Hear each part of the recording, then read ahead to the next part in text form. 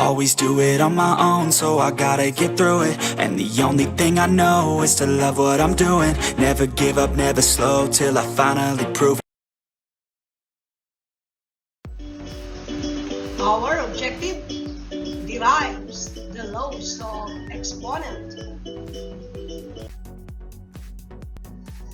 PRETEST Multiple Choice. Write the letter of the correct answer on a sheet of paper. Number 1, b squared times b raised to the 4th power. Letter A, b squared. Letter B, b raised to the 6th power. Letter C, b raised to the 8th power. Letter D, b raised to the 12th power. Number 2, b squared raised to the 4th power. Letter A, b squared. Letter B, b raised to the 6th power. Letter C, b raised to the 8th power. And letter D, b raised to the 12th power. Number 3, b raised to the 6th quantity squared. Letter A, b squared. Letter B, b raised to the 6th power. Letter C, b raised to the 8th power. And letter D, b raised to the 12th power. Number 4, 4b raised to the 12 divided by 4b raised to the 10. Letter A, b squared. Letter B, b raised to the 6th power. Letter C, b raised to the 8th power. And letter D, b raised to the 12th power. Last number, b raised to the 12th power divided by b raised to the 14th power. Letter A, b squared. Letter B, 1 over b squared. Letter C, 1 over b raised to the 26, and letter D, b raised to the 26th power.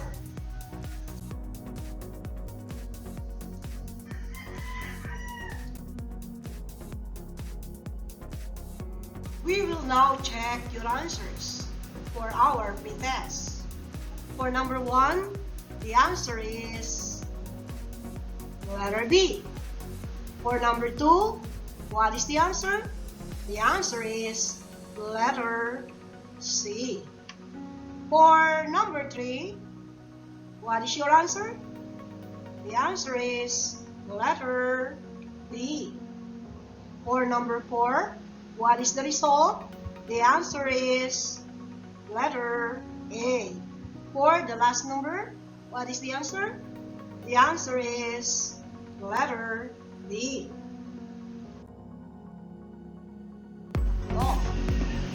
A raised to the n times A raised to the n. Kapag parehas ang base, kopyahin ang base, i-add ang exponent. So, A raised to n plus n. Product law. Ngayon ay i-apply na natin ang product law. B times B raised to the 11. Ang B rito ay may exponent na 1, kaya ang gagawin natin, kokopyahin natin ang base na B at i-add natin ang exponent na 1 plus 11. 1 plus 11 is 12.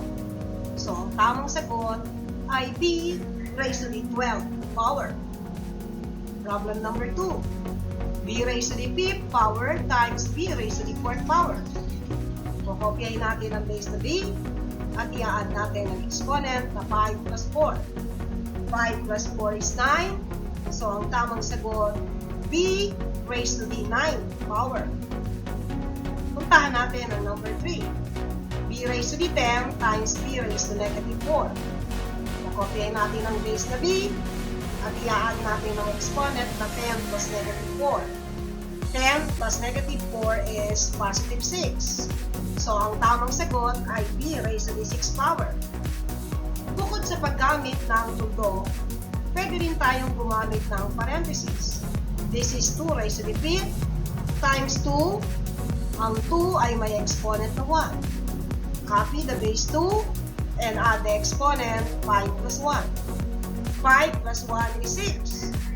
Ang ibig sabihin nito, i-multiply natin ang 2 ng 6 na beses. 2 times 2 is 4, times 2 is 8, 8 times 2 is 16, 16 times 2 is 32, and 32 times 2 is 62.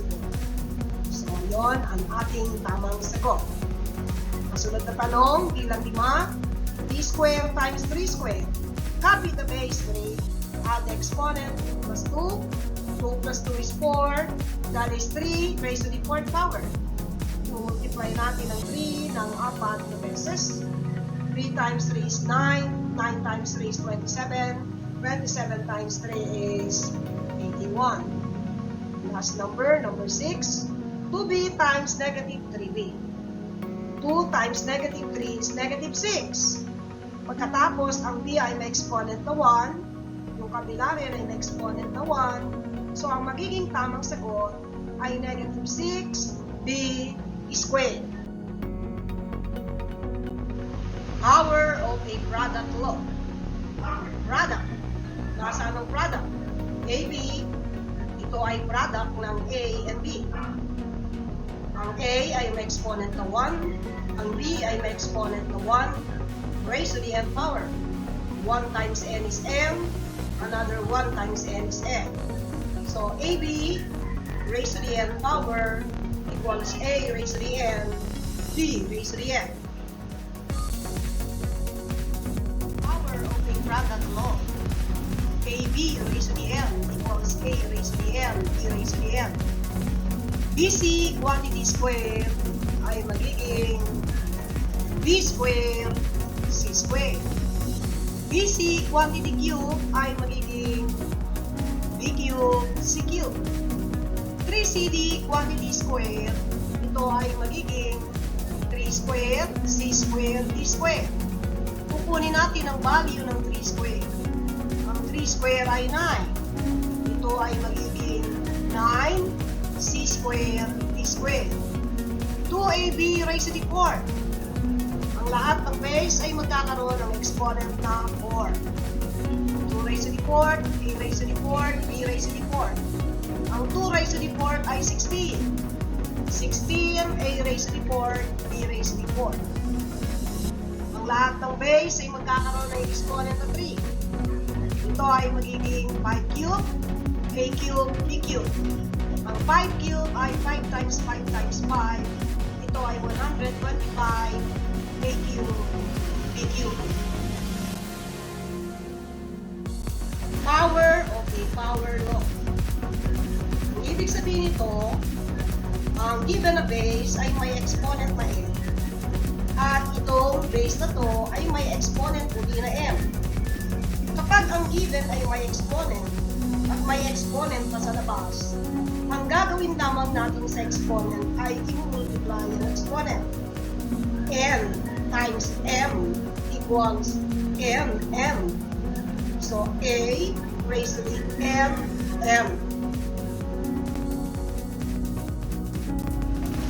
Power of a power law. Multiply lamang natin ang exponent. A raised to the m equals A raised to the mn. 2 times 5 is 10. Final na sagot, x raised to the 10th power. 3 times 3 is 9. B raised to the 9th power. 2 times 4 is 8. 3 times 4 is 12. B raised to the 8. C raised to the 12.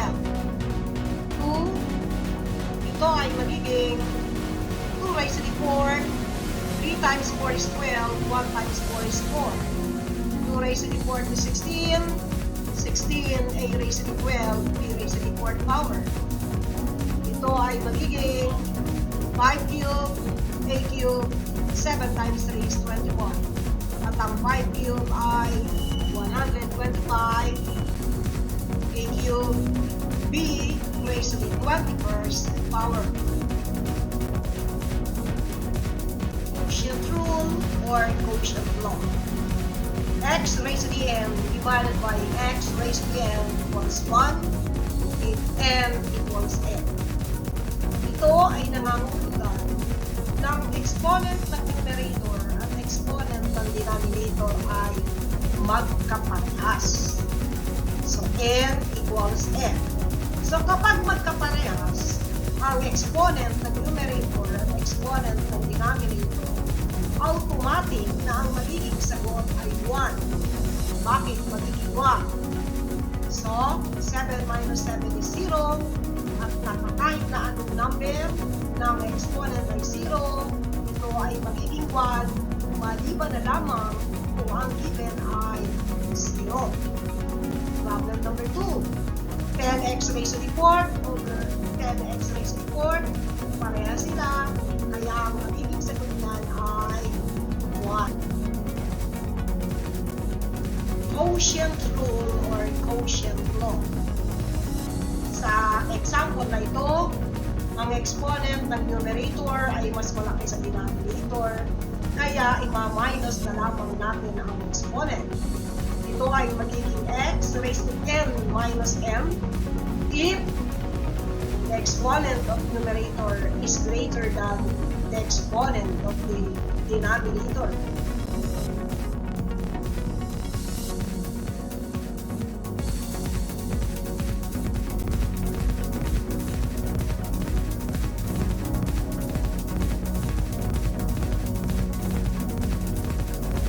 Quotient rule or quotient law.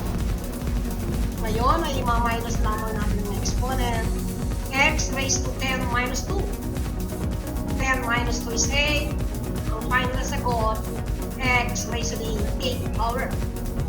Negative 15 divided by negative 5 is positive 3. 7 minus 1, 3. X raised to 7 minus 1. And 7 minus 1 is 6. Ang final na sagot, 3x raised to the 6th power. 18 divided by negative 3 is negative 6. X, 5 minus 1, y, 4 minus 1. So ito ay magiging negative 6x raised to 5 minus 1 and y raised to 4 minus 1. 5 minus 1 is 4 and 4 minus 1 is 3. So ang sagot ay negative 6x raised to the 4th power y cubed. Raised to the n divided by x raised to the n equals 1 over x raised to m minus n if n is greater than n. Ang ibig sabihin nito, ang exponent ng denominator ay mas malaki sa numerator kung magkakaroon tayo ng numerator na 1 over x, exponent of the denominator minus the exponent of the numerator.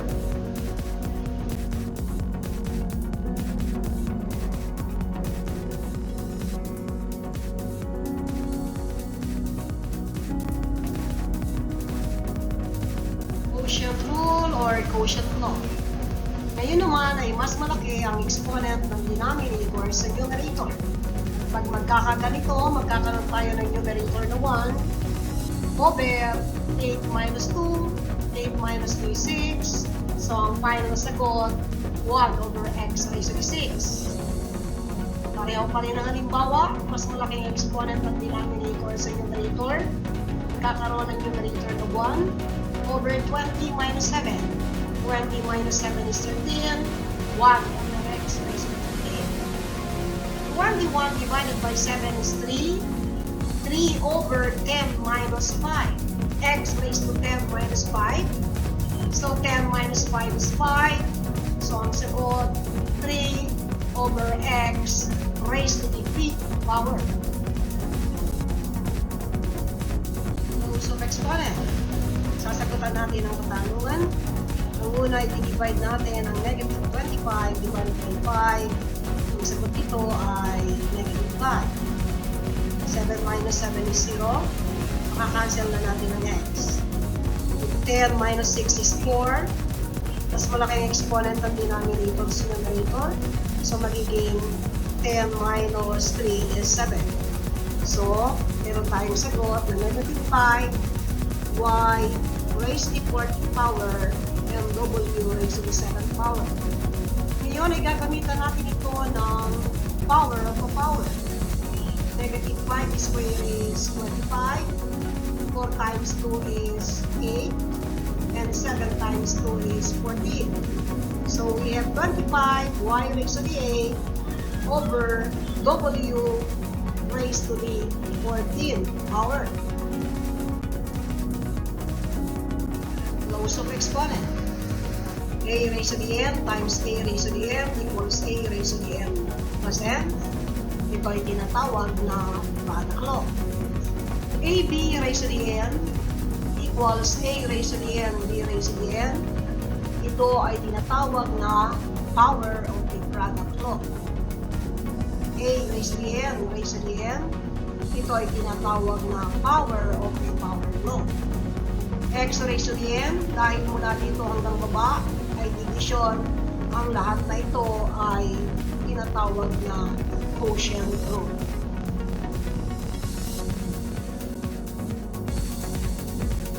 Apply laws of exponent.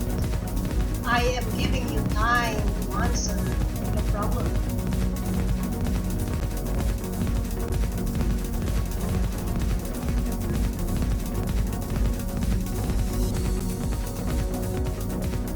Apply the laws of exponent. For number 1, we copy the base, add the exponent. That is b raised to the 27. For number 2, we need again to copy the base, add the exponent. That is b raised to the 11. We have to apply power of the power law. We have 10 times 5. The answer is 50. That is b raised to the 50. Then, for number 4, we have 2ab raised to the 5th. You need to apply the power of the product law. So that is 2 raised to the 5th, a raised to the 5th, b raised to the 5th, or that is 32, a raised to the 5th, b raised to the 5th. For number 5, 33x raised to the 7y divided by 11x raised to the 4th, y raised to the 4th. First we divide 33 divided by 11, that is 3. That is x raised to the 7 divided by x raised to the 4th, that is x cubed. Y divided by y raised to the 4th, that is 1 over y cubed. So the final answer is 3x cubed over y cubed. Real-life applications of laws of exponent. Microorganism in culture. During a pathology test in the hospital, a pathologist follows the concept of exponential growth to grow the microorganism extracted from the sample. POSTTEST Multiple Choice. Write the letter of the correct answer on a sheet of paper. Number 1. B raised to the 12 times B raised to negative 10. Letter A, B squared. Letter B, B raised to the 6. Letter C, B raised to the 8th power. Letter D, B raised to the 12th power. Number 2. B raised to the 4th times B raised to the 4th. Letter A, B squared. Letter B, B raised to the 6. Letter C, B raised to the 8. Letter D, B raised to the 12th power. Number 3. B cubed raised to the 4th power. Letter A, B squared. Letter B, B raised to the 6. Letter C, B raised to the 8. Letter D, B raised to the 12th power. Number 4. B raised to the 20 divided by B raised to the 14. Letter A, B squared. Letter B, B raised to the 6. Letter C, B raised to the 8. Letter D, B raised to the 12th power. Number 5. B raised to the 10 divided by B raised to the 36. Letter A, B squared. Letter B, 1 over B squared. Letter C, 1 over B raised to the 26. And letter D, B raised to the 26th power.